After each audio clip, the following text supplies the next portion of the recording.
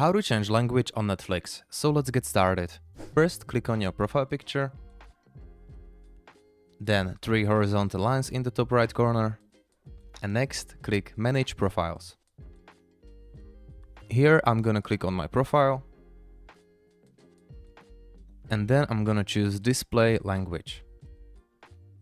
Any change will also apply to default language for audio and subtitles. So just remember this, everything gonna change, all your TV shows and movies. So I'm gonna choose Espanol.